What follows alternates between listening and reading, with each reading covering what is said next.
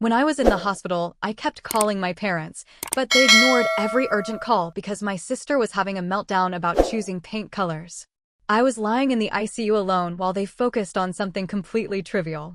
After realizing no one was coming, I asked my lawyer to visit me at the hospital. We handled everything right there from my hospital bed. So when my parents finally showed up, they were faced with the real consequences of choosing her over me. The fluorescent lights above the mahogany boardroom table didn't just flicker, they pulsed with a rhythmic, sickening intensity that seemed to sync perfectly with the frantic hammering in my chest. I gripped the cold edges of the podium, my knuckles turning a ghostly white, as 40 pairs of expectant eyes, investors, board members, the people who held the keys to my future, blurred into a sea of judgmental shadows. And as you can see from the Q3 projections, I began, but my voice didn't sound like mine. It was a thin, wavering reed snapping in a gale, and the vibrant PowerPoint slides behind me began to melt, the bar graphs and pie charts transforming into a dizzying kaleidoscope of meaningless, bleeding colors. I'm Sophia Wells, a woman who had spent 38 years building a fortress of professional success to compensate for the crumbling foundations of her personal life, and in that moment, I wasn't just losing the most important presentation of my career. I was watching the lights go out on my own existence. My heart wasn't just racing anymore, it was a trapped bird battering itself against the cage of my ribs, desperate to escape a body that had finally, violently decided it had given too much for too long. Miss Wells? Sophia? Are you all right? The voice came from somewhere in the back row, echoing as if from the bottom of a deep, dark well. I opened my mouth to respond, to offer a professional platitude or a scripted apology, but the oxygen in the room had vanished, replaced by a thick, suffocating static. The room didn't just tilt, it inverted, the floor falling away as the ceiling panels began to spin like a slow-motion hurricane, and then there was only the jarring, bone-deep impact of my body hitting the carpet. The silence of the boardroom shattered into a chaotic symphony of panic. "Call 911, someone screamed, the sound tearing through the fog in my brain. "Is she breathing? Get back, give her air." I felt the vibration of running feet through the floorboards, a frantic energy that felt miles away from the cold stillness settling into my limbs. My assistant, Sarah, appeared above me, her face a mask of genuine terror, her mascara already beginning to streak in dark rivers down her cheeks. "Sophia, stay with me. Please, just keep looking at me. The ambulance is 5 minutes out," she sobbed, her hand clutching mine with a strength I couldn't return. I tried to reach for the pocket of my blazer, my fingers twitching with a dying instinct. My phone. I needed the one thing that connected me to the people who were supposed to love me. Call my parents, I managed to rasp, the words feeling like shards of glass in my throat, before the world narrowed down to a single, pinpoint of light and then surrendered entirely to the dark. The transition back to consciousness was not a gentle awakening, it was a violent shove into a world of clinical white and bone-chilling cold. There was so much cold, a deep, internal frost that no amount of hospital blankets could touch. I could hear the urgent, hushed tones of doctors, their words drifting over me like debris from a wreck: cardiac arrhythmia, acute stress-induced cardiomyopathy, immediate surgical intervention. They were talking about me as if I were a malfunctioning machine, a puzzle to be solved under the glare of surgical lamps. "Please," I whispered to the nurse who was prepping my arm, her movements efficient and detached. "My phone. I need to call my family. They don't know." She paused, a flicker of human hesitation crossing her face before she reached into a plastic bag containing my personal effects and handed me my iPhone. My fingers trembled so violently I nearly dropped it.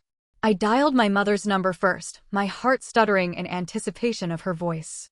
Straight to voicemail. I tried my father. Same thing. Desperation, sharp and acidic, rose in my chest. I began to text, my thumbs fumbling over the glass. "Mom, I'm in the hospital. Emergency surgery. Dad, please answer. I'm scared. I love you both. Please come." I watched the delivered status appear, waiting for the 3 little dots of a typing bubble that never came. The nurse gently took the phone from my hand, her eyes softening with a pity that stung worse than the 4-needle. "We have to go now, honey. The surgeon is waiting. I'm sure they'll be here by the time you wake up. Focus on breathing." But they weren't there. When I finally clawed my way back to the surface hours later in the ICU, The only greeting I received was the rhythmic, lonely beep beep beep of the monitors. The room was a tomb of shadows, save for the small pool of light at the nurse's station outside my glass door. Sarah had left a bouquet of lilies and a note on the bedside table. She'd stayed as long as they let her, but hospital policy was ironclad. Immediate family only after 8 p.m. Immediate family. The phrase felt like a cruel joke, a bitter irony that tasted like copper in my mouth. I lay there in the silence, the physical pain of my chest incision competing with a hollow, aching void where my sense of belonging used to be. At 3 a.m., a night nurse named Elena came in to check my vitals. She was older, with silver hair and the kind of steady hands that suggested she'd seen everything a human heart could endure. "Your mother left a voicemail about an hour ago," Elena said softly, seeing the way my eyes drifted toward the silent phone on the table. "Would you like me to play it for you?" Hope is a resilient, stupid thing. Despite everything, it flared up in my chest like a dying ember. I nodded, swallowing hard against the dryness in my throat. Elena held the phone to my ear, and my mother's voice filled the space, but it wasn't the voice of a mother whose child had almost died. It was the voice of a woman mildly inconvenienced by a rainy day. "Hi, sweetie. We got your messages, but we just can't make it down there right now. Hazel is having an absolute, total crisis over the color they painted her new apartment. It's this hideous shade of beige, almost yellow, and she's just inconsolable, Sophia. You know how she gets. She has that panic disorder when things aren't perfect. We're staying here to help her talk to the landlord. We'll try to stop by tomorrow if she's feeling more stable. Love you, bye." The silence that followed was louder than the voicemail. Elena didn't look away. She didn't offer a platitude. She just stood there, her hand resting lightly on my shoulder as the first hot, silent tears began to track their way into my hair. I thought of last Christmas, a memory hitting me with the force of a physical blow. I had sat at the dining table and written a check for $50,000 to clear my sister Hazel's latest mountain of credit card debt, money I'd earned through 80-hour work weeks and missed vacations. My mother hadn't even looked up from the designer handbag catalog she was browsing with Hazel. "Thanks, Sophie," she'd said distractedly. "You're such a good sister. Hazel, look at this Chanel flat bag in the emerald green. Wouldn't that just pop against your skin tone? Good sister. Good daughter. Good ATM." I wiped my eyes with the back of my hand, the foreline tugging at my skin. The sadness didn't vanish, but it began to undergo a chemical change, hardening into something cold, dense, and sharp. The crisis of a paint color had outweighed the reality of my heart stopping. The scales hadn't just tipped, they had shattered. "Elena," I said, my voice surprisingly firm. "Could you hand me my phone again? I don't need to call my family. I need to call my lawyer." She looked startled, her brow furrowing. "Honey, it's the middle of the night. You should rest." "The doctor said I've spent my whole life resting in the background of their lives," I interrupted, looking her square in the eye. "I'm awake now. Please." She handed me the device. I scrolled past the missed calls from work, past the silence from my parents, and found Derek's name. Derek had been my best friend since our freshman year of college. He'd seen me cry over my first breakup, and he'd seen me close my first multi-million-dollar deal. He also knew exactly what kind of parasites my family was. He answered on the second ring, his voice thick with sleep but instantly alert. "Sophia? Is everything okay? Sarah called me. She said you were in surgery." "Derek, it's me. I'm okay." "Well, I'm alive," I said, staring at the white acoustic tiles of the ceiling. "I need you to do something for me. I need you to bring the papers. All of them. The estate plan, the trust documents, the deeds to the vacation properties, the bank authorizations. Everything." There was a long pause on the other end of the line. "Sophia, are you sure? You're in the ICU. Maybe we should wait until you're discharged, until the meds wear off." "My family isn't here, Derek," I said, and the finality in my voice seemed to vibrate through the phone. "They're picking out paint swatches for Hazel's living room. My heart stopped yesterday, and they're worried about the difference between eggshell and linen. I have never been more sure of anything in my life. Bring the papers at 9 a.m. I want to start dismantling the safety net." I hung up before he could argue. I turned off the ringer, but a moment later, the screen lit up with an Instagram notification. I shouldn't have looked. I knew I shouldn't have looked. But I did. Hazel had posted a selfie. She was pouting at the camera, her eyes artfully red as if she'd been crying, holding up 2 strips of paint colors. My parents were visible in the background, my father holding a cup of coffee and my mother gesturing wildly at a wall. The caption read, "Worst day ever. Total apartment disaster. Thank God for family support. So lucky to have parents who drop everything when things go wrong. Hashtag family first, hashtag blessed, hashtag crisis mode, hashtag home renovations." I stared at the word blessed until it blurred. Something in me, the part of me that always held out hope, the part that always reached for the checkbook, the part that always forgave the forgotten birthdays and the canceled dinners, finally, mercifully died. It wasn't my heart failing me this time. It was the birth of a very cold, very calculated resolve. When Derek arrived at 9 a.m. sharp, he looked like he hadn't slept a wink. He was carrying a heavy leather briefcase that looked out of place against his casual jeans and hoodie. He took one look at me, pale, hooked up to a dozen wires, a pale blue hospital gown hanging off my shoulders, and his professional mask slipped. "Jesus, Sophia," he whispered, pulling a chair close to the bed. "You look like you've been through a war." "I have," I said, giving him a weak, tired smile. "And I think I'm finally ready to sign the peace treaty. On my terms. Did you bring the documents?" He sighed, opening the briefcase and beginning to spread papers across the rolling hospital tray. "I brought everything. The 2022 will and testament, the power of attorney forms, the North Carolina beach house deed, and the authorization forms for the shared family accounts. But Sophia, I have to ask as your friend, not just your lawyer, is this revenge or is this a choice?" "It's surgery, Derek," I replied, watching him organize the tall stacks of paper. "I'm just cutting out the necrosis so the rest of me can live. Let's start with the beneficiaries." For the next 2 hours, we worked in a focused, rhythmic silence, interrupted only by the occasional entry of a nurse to check my vitals. With every stroke of the pen, I felt a weight lifting. I removed my parents as the primary beneficiaries of my estate, shifting everything into a private foundation and a trust for my future children, or, more likely, the charitable causes I actually cared about. "Next," Derek said, his voice dropping an octave, "is the revocation of access. This will immediately freeze the secondary cards issued to your sister and the monthly stipend transfers to your parents' retirement account." I flashed back to a humid afternoon last July. I had been standing in my parents' kitchen, holding a credit card statement for $70,000. Hazel had gone on a healing trip to Bali after a breakup with a guy she'd known for 3 weeks. "It's only $70,000, Sophie," my mother had said, not even looking up from a gardening magazine. "You know how fragile she is. Money is just paper, but your sister's mental health is everything.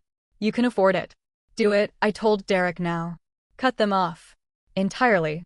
If money is just paper, they won't mind when the paper stops flowing." Derek nodded, marking the page. "And the vacation house? The one in the Outer Banks. List it today. My parents spend every June and July there on my dime. They tell their friends it's their summer home. Let's see how they enjoy the summer when the locks are changed and there's a for sale sign in the yard." Just as I signed the final page of the revocation order, my phone buzzed on the nightstand. It was a text from my mother. "Hazel finally picked the perfect shade of sage. Crisis averted. She's much calmer now. How are you feeling, sweetie? Hope the hospital food isn't too dreadful." I felt a hysterical laugh bubble up in my chest. I picked up the phone and held it out so Derek could see the screen. He read it, let out a low, incredulous whistle, and shook his head. "That is something else. Truly." "Watch this," I said, my heart rate monitor chirping a bit faster as adrenaline replaced the morphine. I opened the family group chat, the one where I usually just posted thumbs up emojis to Hazel's endless rants. My fingers flew across the keyboard, fueled by 30 years of suppressed resentment. "Still in the ICU after emergency heart surgery," I wrote. "But thanks for checking in. So glad the walls are sage instead of seafoam. Definitely worth missing your daughter's near-death experience for. Enjoy the paint." I hit send and tossed the phone onto the bed as if it were radioactive. It didn't take long.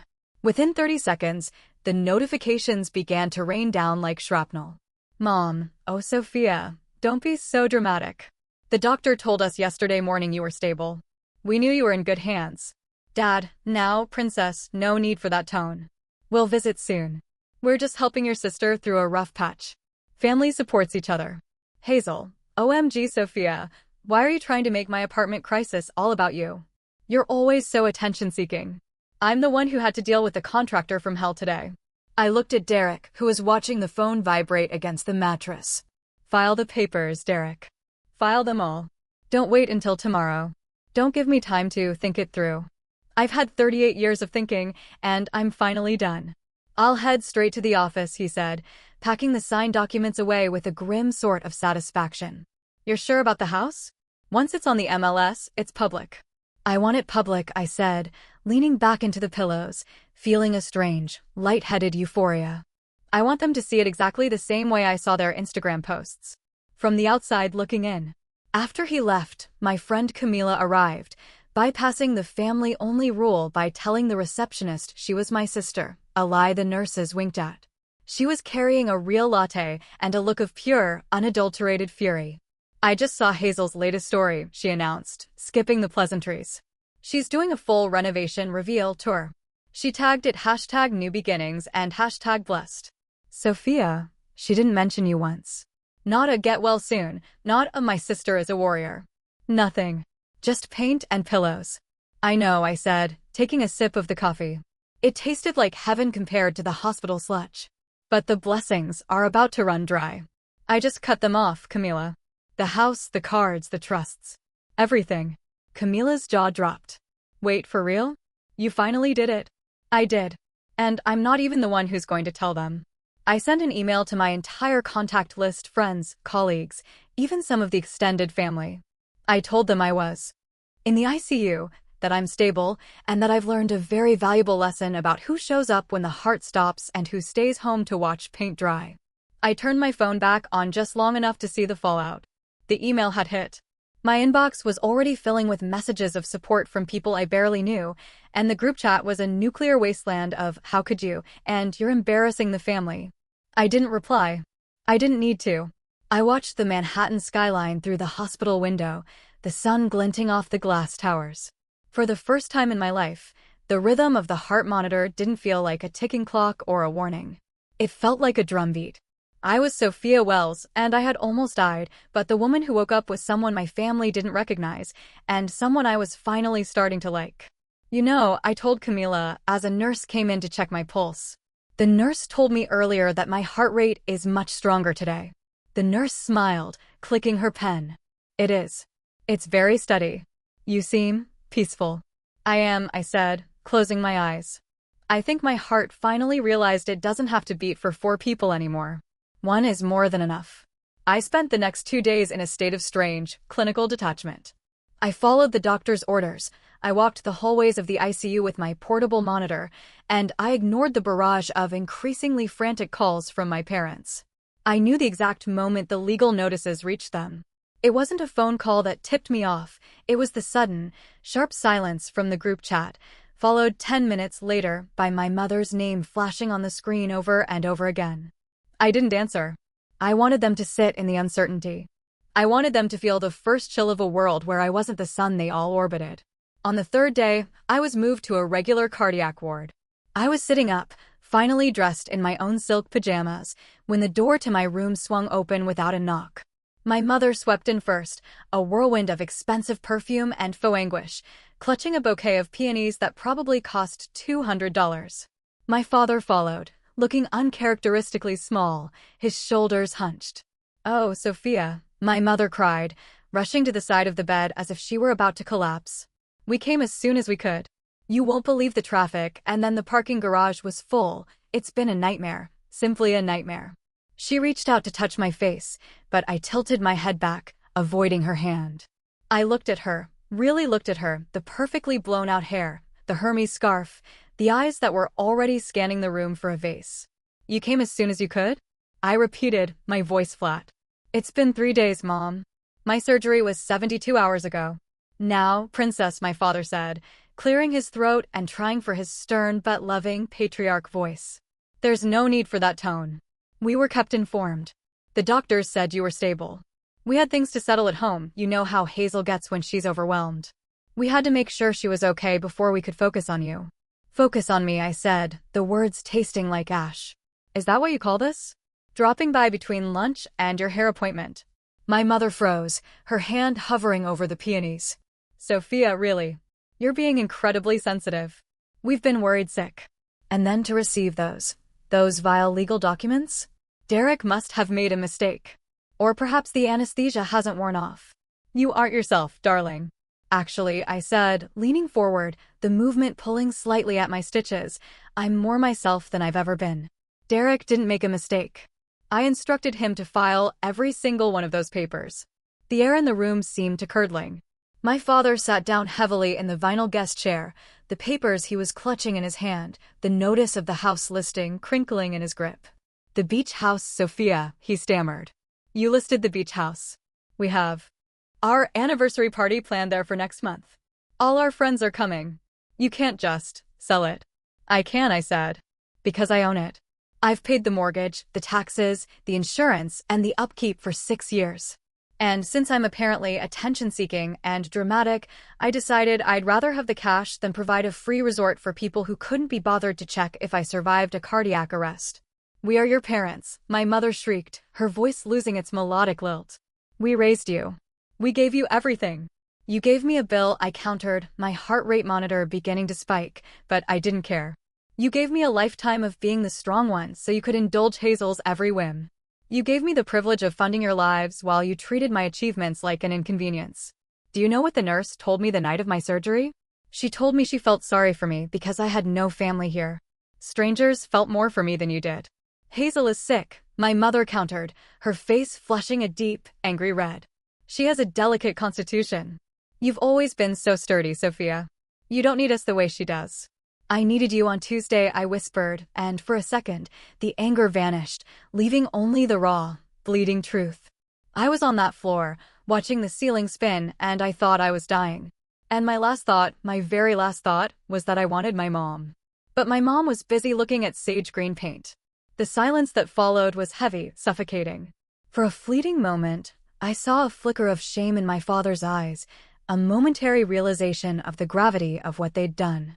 But then it was gone, replaced by the habitual defensiveness that had defined our family dynamic for decades. This is about money, isn't it?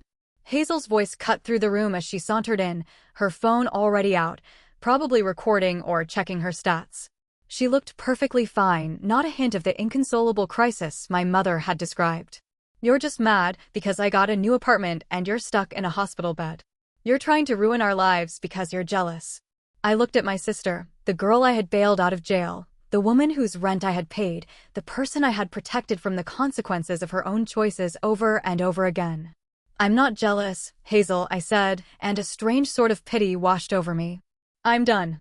I've revoked your access to the accounts. Your credit card will be declined the next time you try to use it. I've already contacted your landlord. I'm not co-signing the new lease. If you want that sage green apartment, you're going to have to find a way to pay for it yourself. Hazel's face went white. The phone slipped slightly in her hand. You can't do that. That's illegal. Mom, tell her she can't do that. It's very legal, I said. And as for Mom and Dad, the monthly transfers to their retirement fund have stopped as of this morning. I'm sure with the sale of the beach house, I'll have enough to cover my medical bills and maybe a very long, very private vacation. Somewhere you can't find me. My mother began to sob, not the quiet, dignified sob of a grieving parent, but the loud, performative wail of someone who had just lost their meal ticket. How could you be so cruel? After everything we've done? We're your family. Family, I said, is a verb, not just a noun. It's something you do, not just something you are. You stopped doing family a long time ago. You just started using it. I pointed toward the door, my hand steady despite the exhaustion beginning to seep into my bones. I'd like you to leave now. I have a lot of healing to do, and none of it can happen while you're in the room. Sophia, please, my father started, but I cut him off. Leave. Or I'll have security escort you out. I'm sure Hazel would love to post about that crisis on Instagram. They left, a slow, defeated procession of designer clothes and shattered expectations. As the door clicked shut, the room returned to its quiet, sterile peace. I leaned my head back against the pillow and took a deep, shaky breath. It hurt, but it was a good kind of hurt, the kind that comes from a wound finally being cleaned. I reached for my phone and sent one last text to Derek. They just left. It's done. Thank you. A few minutes later, Elena, the night nurse who had stayed with me through the darkest hours, peeked her head in. She saw the flowers on the floor and the empty chairs. "You okay, Sophia?" she asked softly. I looked at the monitor, watching the steady, rhythmic wave of my heartbeat. It was strong. It was sure. It was mine. "Yeah," I said, a small, genuine smile touching my lips. "I think I'm going to be just fine." I finally learned how to breathe for myself. The air in the hospital cafeteria was thick with the scent of burnt coffee and industrial-grade disinfectant, a stark contrast to the expensive perfume trailing behind my mother as she took her seat. Across from me, my parents looked like they hadn't slept in 48 hours, their faces etched with a fatigue that I knew wasn't born of grief, but of the sudden, terrifying realization that their golden goose had flown the coop. Beside me sat Camila, a silent, fierce sentinel who had seen the bruises on my spirit long before I was willing to admit they were there. "Sophia, please," my mother began, her voice trembling with a practiced fragility. "Let's talk about this rationally. You're hurt, we understand that, but these legal maneuvers, they're so impulsive. It's not like you." "Rational?" Camila interjected before I could speak, her voice cutting through the air like a blade. "Rational is staying by your daughter's side after her heart literally stopped. What you did was an abandonment of basic human decency." "This is a family matter, Camila," my father snapped, his jaw tightening. He turned his gaze back to me, the disappointed patriarch, mask firmly in place. "Princess, we understand you're upset. But this revenge? It's beneath you. It's petty. Revenge." I leaned forward, the movement causing a sharp, stinging reminder of the incision in my chest. "This isn't revenge, Dad. This is a boundary. I've spent 38 years being the silent partner in my own life while I funded yours. I was family when Hazel needed her $70,000 credit card debt erased. I was family when you needed the mortgage on the beach house covered. But when I was dying, I was an inconvenience to a paint job." The door to the cafeteria swung open, and Hazel swept in 10 minutes late, clutching a Starbucks cup like a scepter. She didn't look at me. She didn't ask how I was. She slammed the latte onto the table, the plastic lid clicking against the wood. "Do you have any idea what this is doing to me?" she hissed, her eyes wild behind oversized sunglasses. "My anxiety is through the roof. My followers are asking why I'm not posting. You're ruining my life over a little heart flutter." "A little heart flutter?" Camila snorted, incredulous. Her heart stopped, "Hazel. She died for nearly 2 minutes. Stay out of this." Hazel whirled on her. "This is your fault. You've always been jealous of our bond, always trying to turn her against us because you don't have a family like ours." "No," I cut in, my voice dangerously quiet. "You did that all by yourselves. Every time you chose her drama over my reality, you laid a brick in this wall. Every time you took my money and ignored my calls, you added the mortar. Don't blame Camila for the fortress I finally decided to build."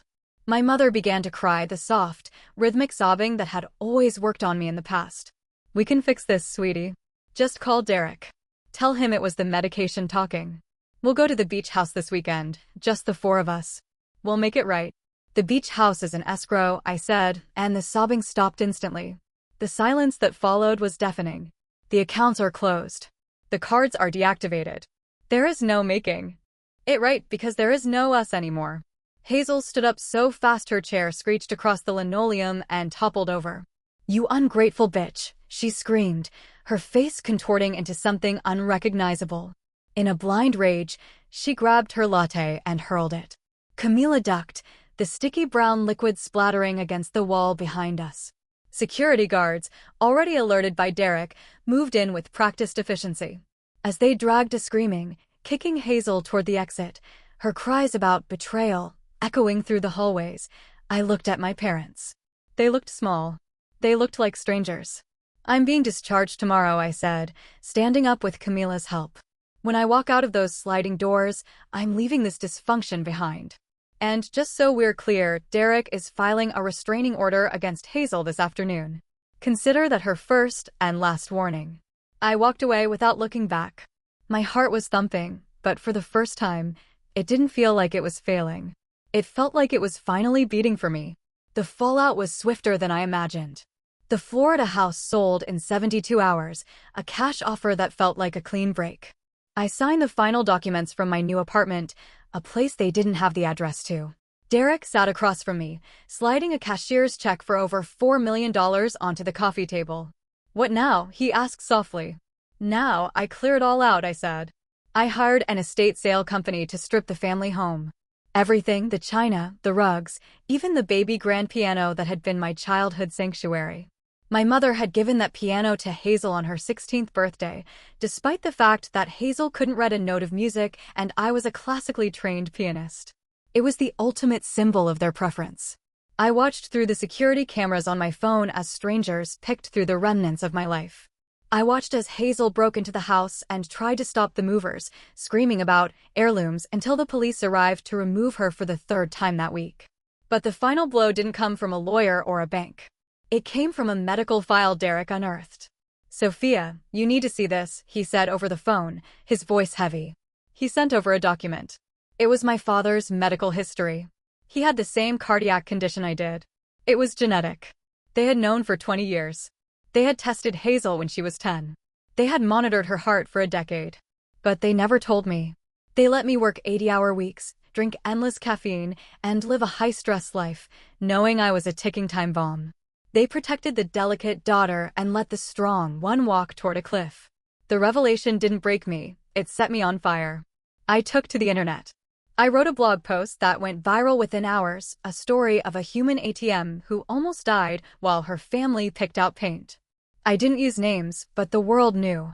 The country club whispered. My father was forced to resign from his boards. My mother was shunned by her social circle. Then came the final twist, the one that made the floor drop out from under me. I returned to the family home one last time to collect my childhood photos. My mother stood in the foyer, looking aged and broken. "You brought security to your own home," she whispered.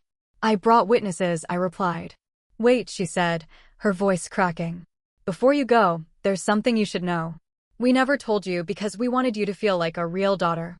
But you're not mine, Sophia. You're your Aunt Sarah's.